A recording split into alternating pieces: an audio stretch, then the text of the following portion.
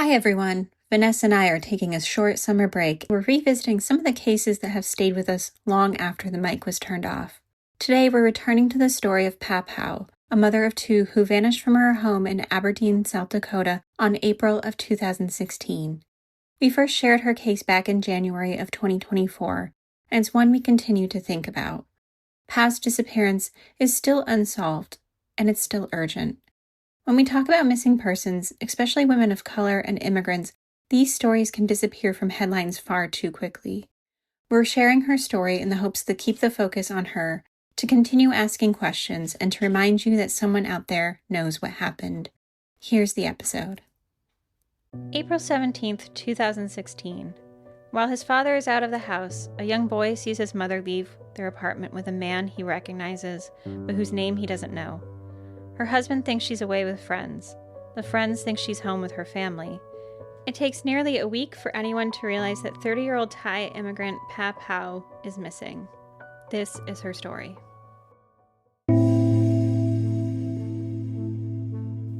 Hi, I'm Vanessa. And I'm Amy. And you're listening to She Goes by Jane.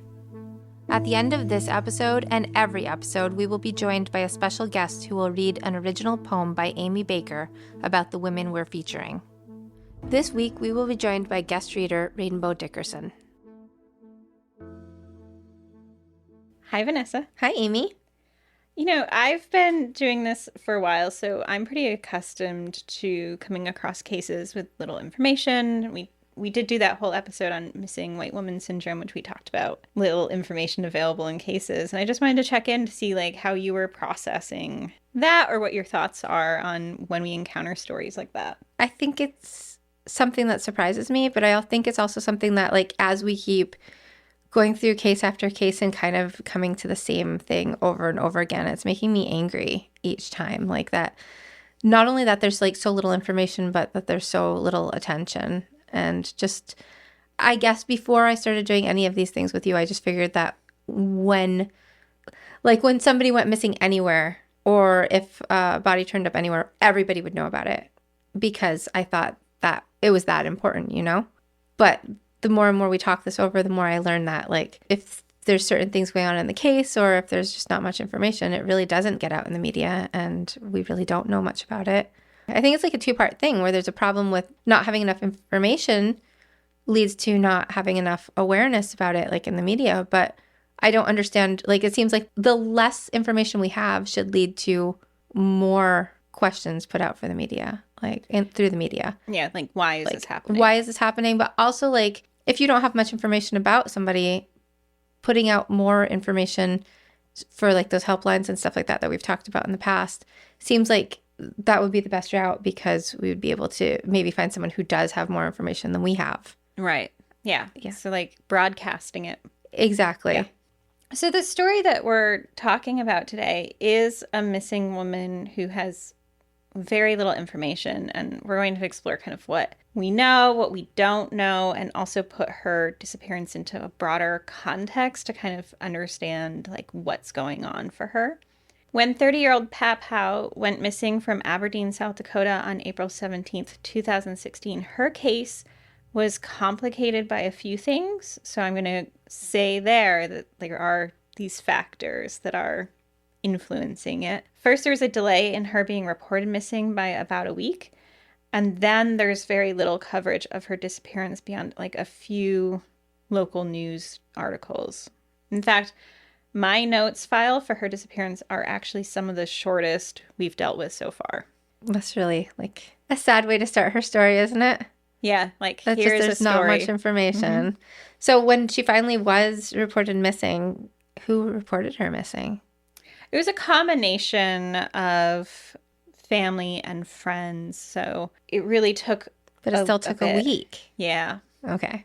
So to counteract this lack of information sort of publicly available about her in the media, we did ask for a case file, and we were pretty much shot down in the nicest way possible, I'll say, but it also means that creating an episode about her disappearance is complicated. But one of the things that we've talked about in previous episodes, particularly that one about missing white woman syndrome, is that we don't want to shy away from cases like hers, because that just means that we as voices kind of in this space are also complicit in an ongoing silence around her missingness and the missingness of other women of color.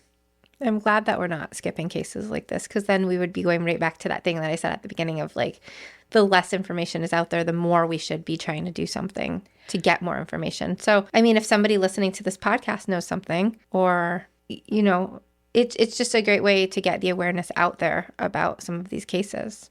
Right. So Pah, I've also heard her name pronounced Pa, but we're going with Pah, was born in Thailand probably around 1986, since today she would be 38 years old. She was married to Sado, and it seems that they married in Thailand, and some of their children may have been born there. And again, I really hate that so much of what I'll be saying today is like so vague like this, but again, there are so few details about her and her disappearance, both. So as we move through this story, do we have any ideas of what happened to her? Are we going to hear that as we go?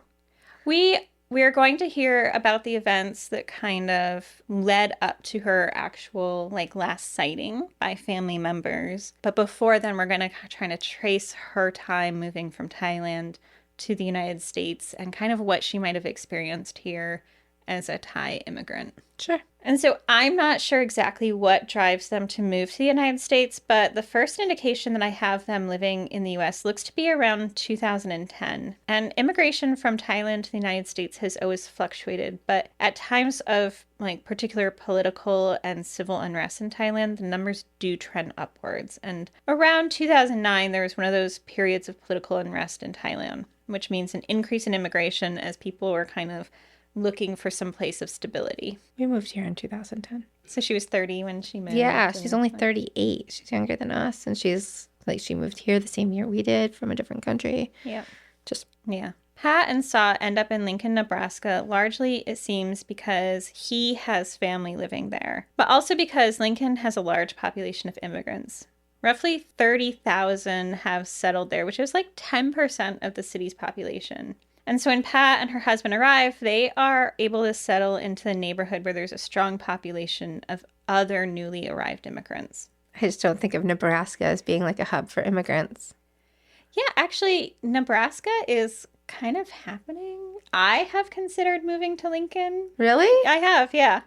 Do I have to like research this area a little more and see? Because it's just not even like anything that's been on my radar. Yeah, so like the arts are thriving in Nebraska. It's an interesting place. So I spent a lot of time researching Lincoln, much prior to now to see if I wanted to live there. Well, that's kind of fun. Yeah. I wanted to get a sense of like why Lincoln for immigration. Right. And why is this a place people settle specifically? And so now this information was collected in 2019, so almost a decade passed when Pat and Saw were there.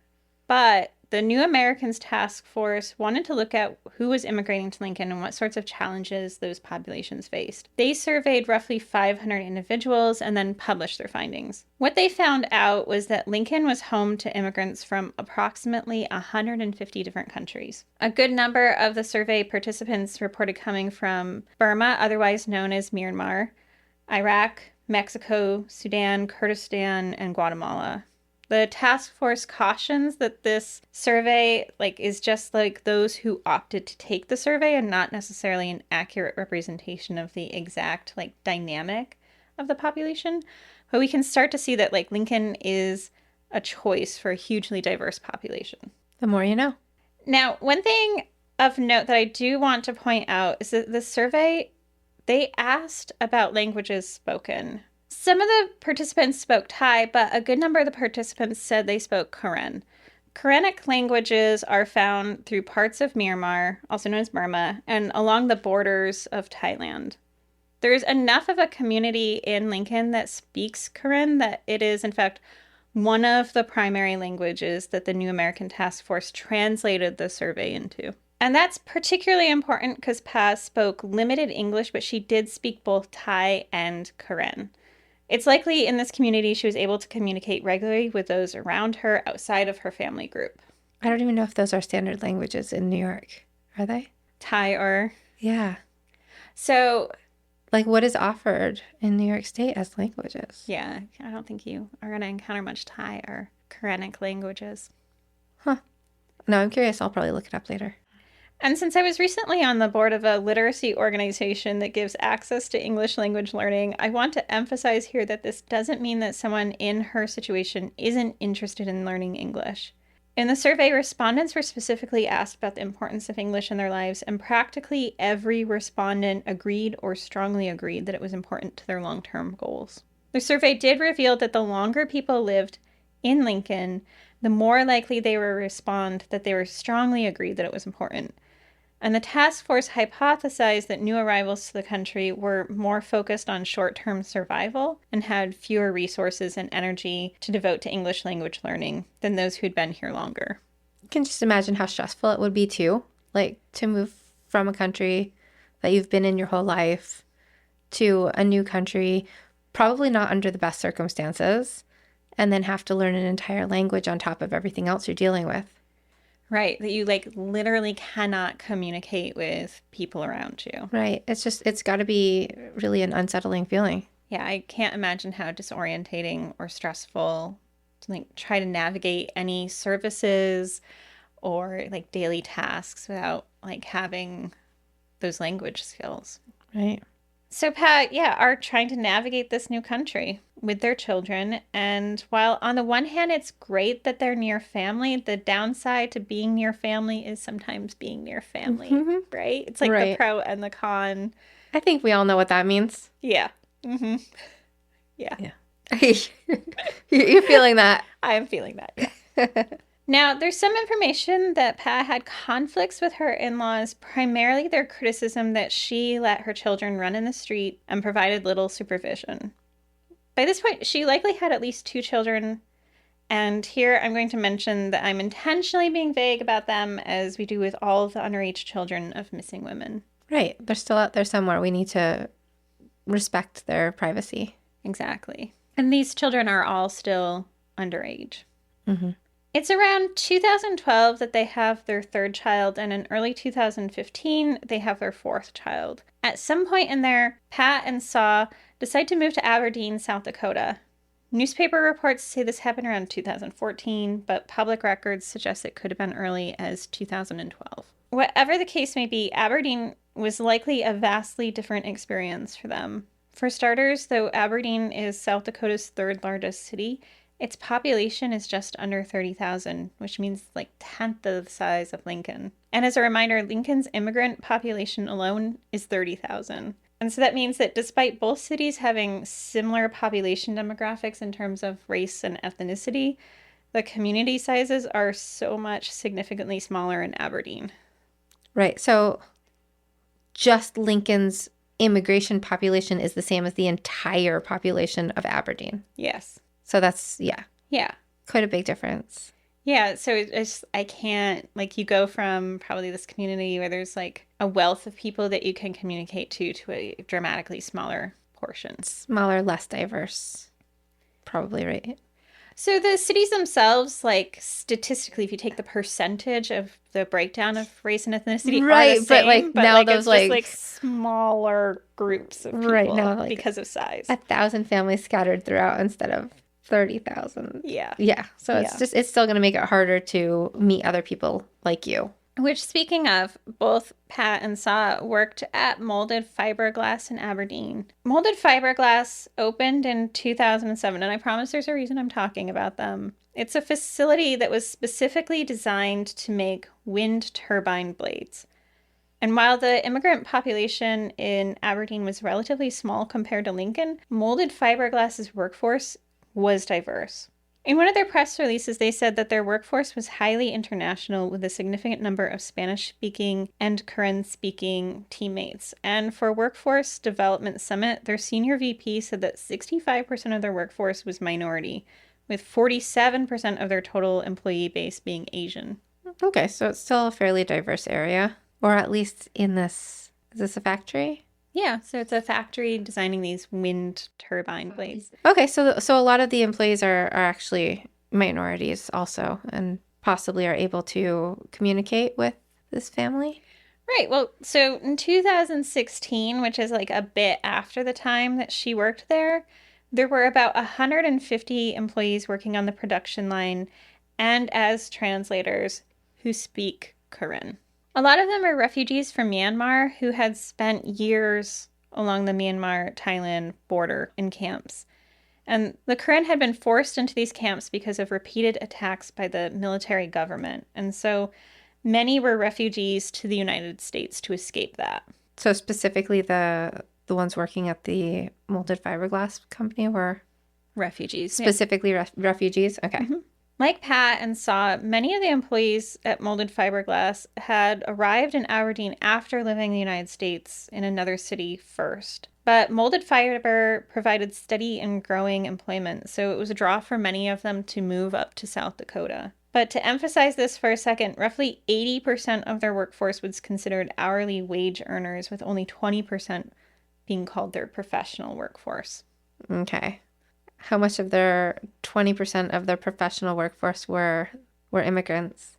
Yeah, they did not specifically talk about that in their workforce development. But yeah, it is an interesting... I'm just wondering, like, I'm guessing that the 80% is going to be more of the immigrant people that moved in. Right, because like it's important to know that like when people are refugees to this country, they have worked very often in professional jobs and places in their own countries, right, but then are not able to find employment in those fields here. And so they often end up in hourly wage positions. Like I know someone who was a doctor in Eastern Europe and here is not. Right. Sometimes there's either a language barrier or some of those degrees don't translate over here. Yeah, so... Now in the Workforce Summit presentation from the Senior Vice President of Molded Fiber, he says that 50% of the employees at the plant didn't speak English, but he emphasized that English language proficiency was a key component of their employment needs since they needed to convey clear instructions and technical information to their employees. And he says that's why they've developed an ESL program and a program to help employees get their GEDs. Are GEDs really going to help them learn English specifically? I mean, it would mean that they are likely experiencing educational opportunities. Those would be provided in English. It would be helpful, but it's like extremely complicated because a lot of ESL courses are really designed to like push forward conversational English and proficiency in a language.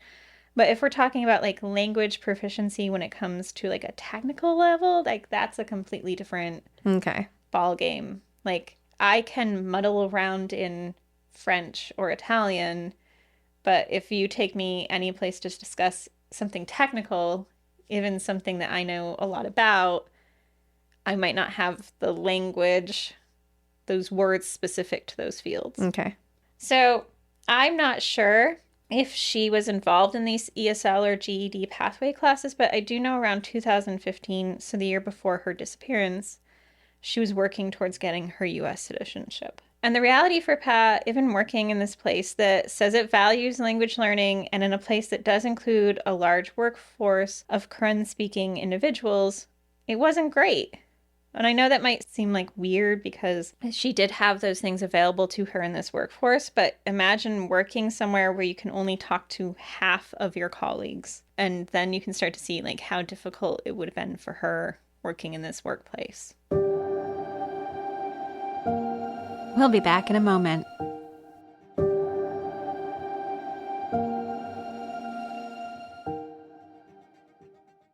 Right. Can she even speak to half of them? Yeah, so she can only communicate with those who speak Thai or Karen. And so, yeah, that's less than half. Mm-hmm. Because they were lumped in as Asian, so there could be other languages in there too. Right. So, yeah, so she might even be down to just like a small portion. A small percentage that she can actually communicate with. It was so hard for her that a female coworker at Molded Fiberglass said that Pah often was quiet at work. And on top of that, she would often get upset when she couldn't understand what was being said to her. This coworker said she'd have to be with someone who could help her translate. This coworker also said that there was one time she tried to communicate to Pah that she needed to go to HR to fill out some paperwork, but Pah just smiled and nodded and didn't move, indicating that she didn't understand what was being asked of her. Do we feel like that's just a language barrier thing, or do we feel like there's like also some stress or something involved? I think there's a huge language barrier issue here because the way that she was at work was drastically different than how she was outside of work. So when she was encountering other people that spoke Thai or Karen, like the local owner of an Asian grocery store, he said when she came in 3 to 4 times a month, she was pretty talkative to him. Okay. So she was just feeling out of place at work, it sounds.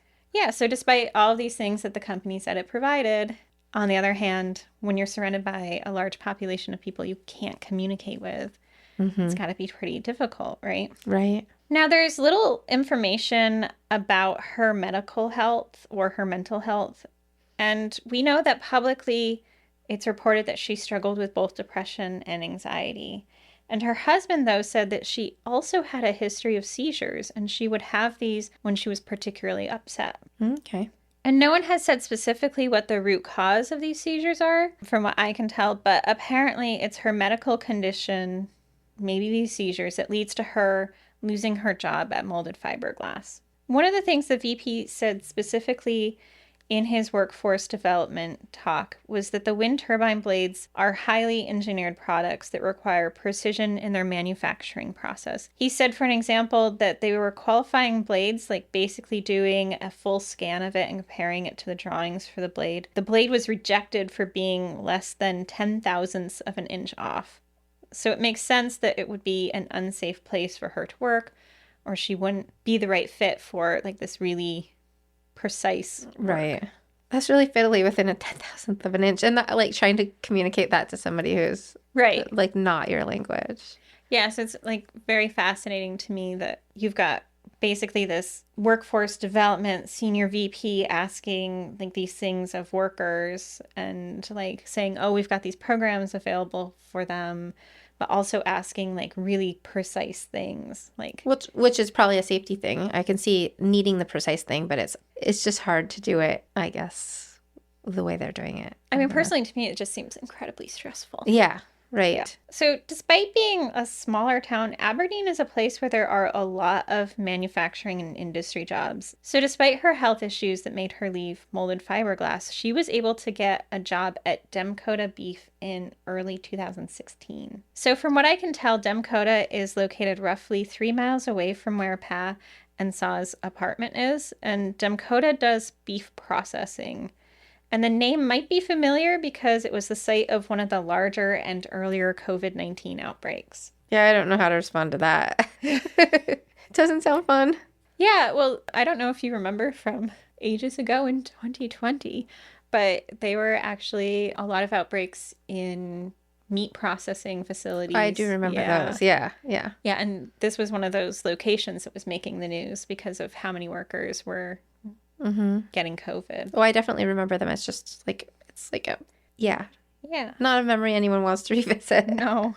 This meat processing plant had been shuttered since 2012 and was then picked up in a bankruptcy auction and reopened in 2015. In the testing phase, they were slaughtering around a dozen to 100 head of cattle a day and hoped to get up to full capacity in the second quarter of 2016. At full capacity, they had the equipment and were capable of processing roughly 1,000 to 1,500 head of cattle each day. Given this, it's not surprising that she easily found work there, since it looks like they were in a stage where they were ramping up productivity. This means that she was working in a particularly grueling and fast-paced environment.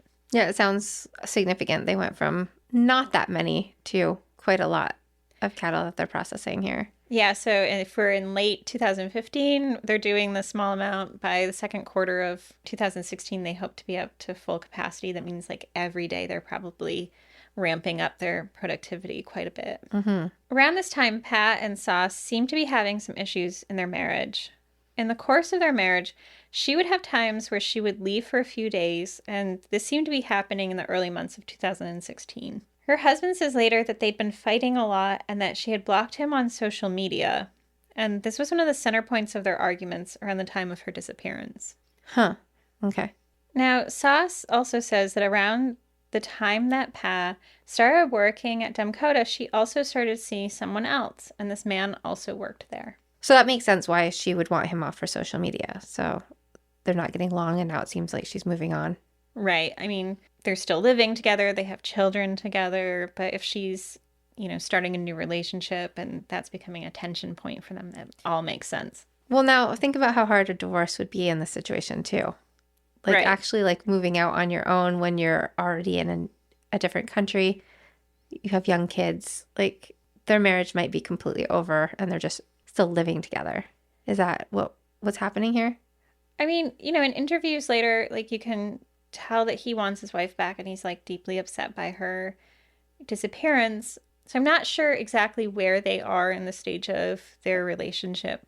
Okay. Or, what might have happened if she hadn't disappeared, but they were going through some stuff at the time. Well, I feel like just the whole situation is stressful, and maybe she was just going through a lot and having a confusing time. Right. And so this brings us to the day of her disappearance. And there's 2 timelines here. In most news reports about her disappearance on April 17th, it says that she was last seen at 7 p.m., but her NamUs account and elsewhere it's listed at 11 p.m. And I'm not sure why there's this discrepancy between the 2 times, but it does kind of change the sequence of events. So we're going to go with like the 7 p.m. angle. Okay. Now, according to Sa, he decides to take his youngest son, who is about 17 months old, to the park to play. They actually don't live that far from a park that has a small playground. This leaves Pat at home with her other children, who are at this point 10, 8, and 5. So Sa says that he doesn't get home until about 7 p.m. And when he gets there, Pat isn't there, but the 3 kids are. Okay. And one of the things I've seen online is, of course, people being suspicious of the husband and her disappearance. Right. I mean, a lot of the time people go right for that. Like, even I'm sitting here right now thinking, like, are you going to end up telling me it was her husband? Well, I get it. Like, look for first the romantic partner, and they were having a strange relationship. Right. They were recently fighting. They have a lot of kids. They're in a new place. She's got a new relationship. Yeah, there's a lot going on. But one of the things that I see specifically is speculation that he couldn't have taken the baby out to the park because you wouldn't do that at that time. Because it would be dark, or because of the weather conditions, because it would be cold. And I have to say, as someone who lives in a northern climate at a similar latitude, if it's April, then the babies are out and about. Also, if we even have 10 minutes of warm weather, we're using it. Yeah, the babies are outside. Yes. Yeah. Now, to double check my assumptions here, I did check the outdoor conditions for April 17th in Aberdeen. First, sunset was at 8:24 p.m. on April 17th, which means if he returned home by 7 p.m., there's actually plenty of daylight left. Mm-hmm. Second, the weather that day was in the high 50s, and while it would have been briskly windy at that time that they were out, it doesn't start raining there until after 9 p.m. I mean, and to be fair, we live in the north.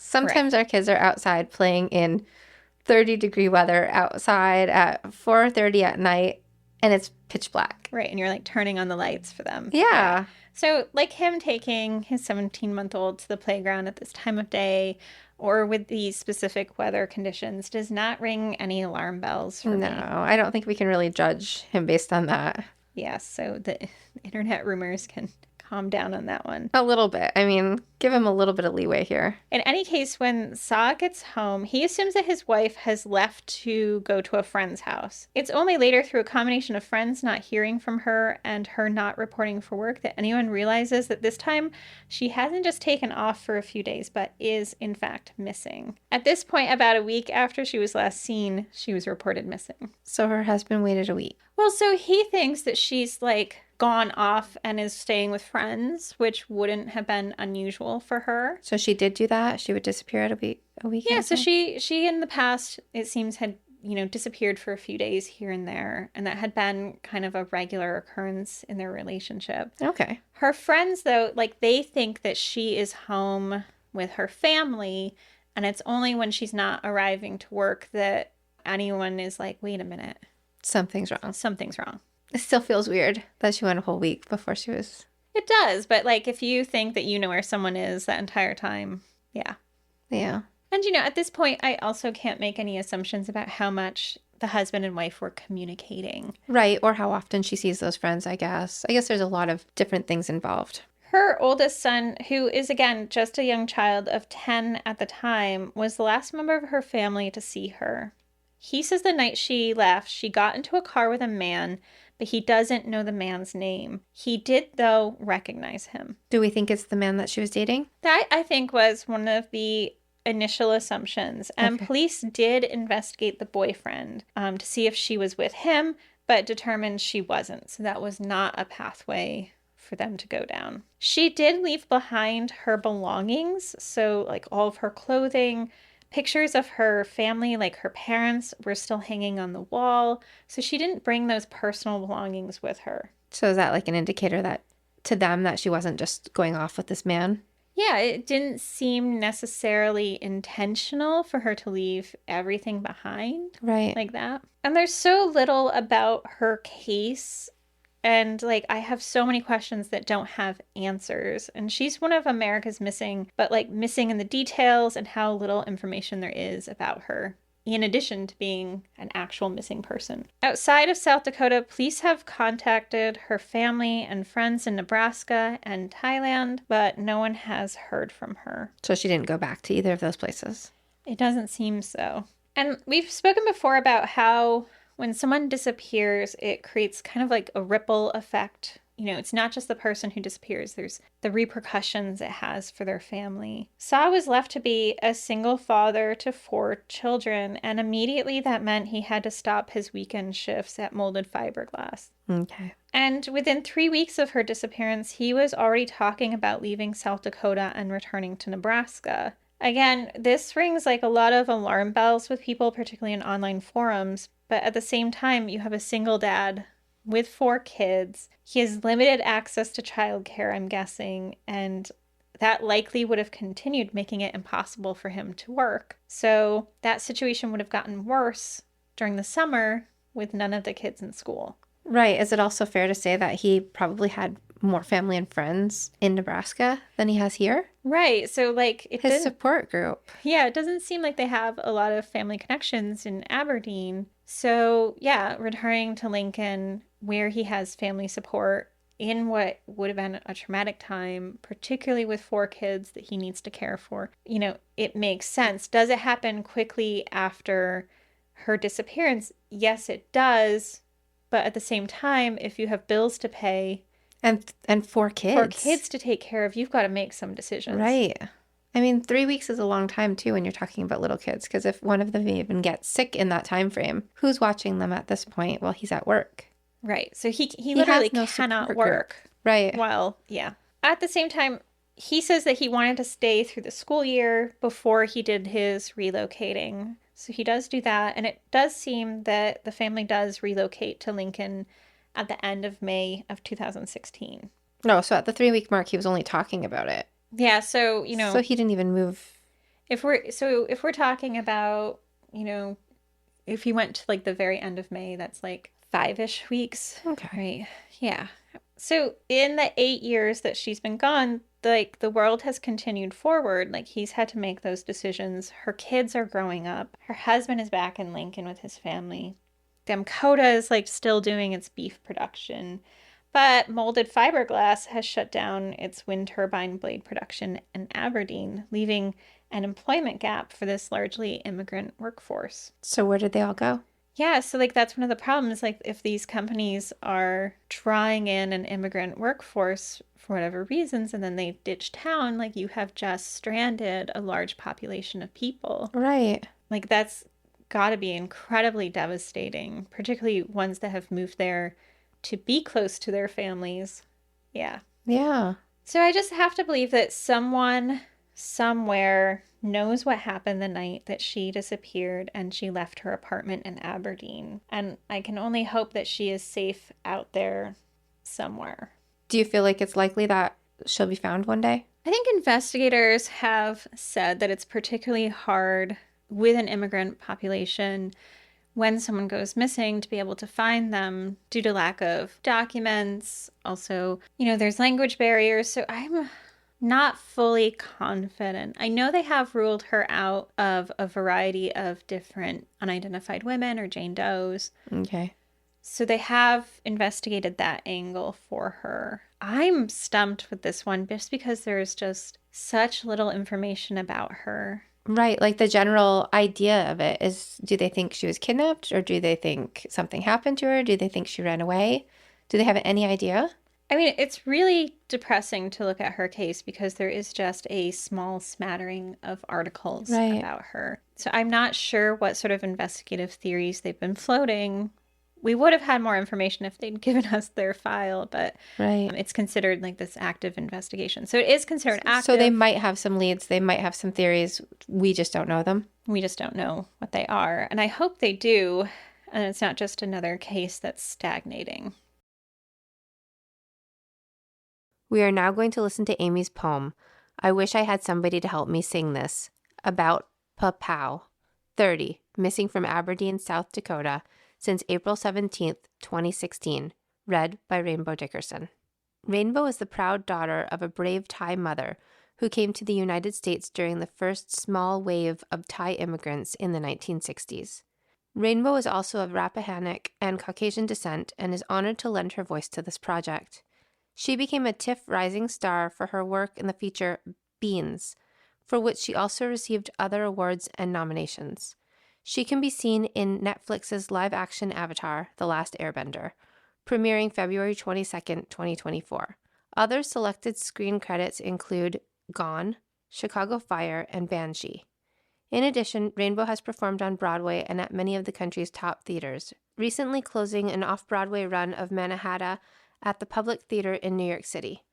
Other favorites include the Oregon Shakespeare Festival, American Repertory Theatre, Yale Repertory Theatre, Mixed Blood Theatre, San Francisco Playhouse, American Players Theatre, and Native Voices. Rainbow currently resides on unceded Tongva, Gabrieleno territory, also known as Los Angeles, California. They didn't tell you how endless this place would be. Nothing but horizon and the thin margin between dusk and dawn.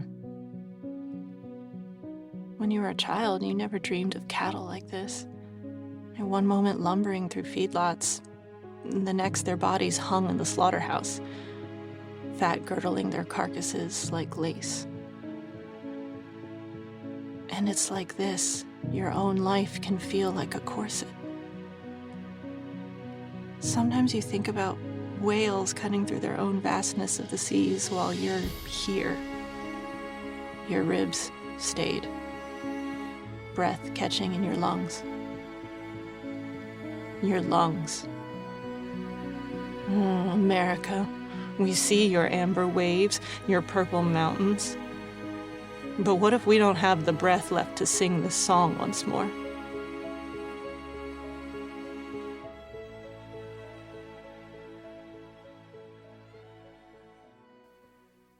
For more information about our show or to check out other shows on the network, please visit evergreenpodcast.com.